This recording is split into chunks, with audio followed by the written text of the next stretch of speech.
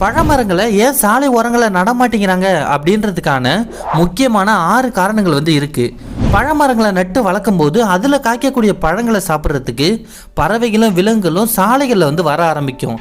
இதனால சாலை விபத்துகளும் ஏற்படும், டிராஃபிக்கும் ஏற்படும். சாலை ஓரங்களில் இருக்க மரங்களில் காய்க்கக்கூடிய பழங்கள் வாகனங்களால் ஏற்படக்கூடிய புகையிலாலும் தூசிகளாலும் மாசுபட்டிருக்கும்.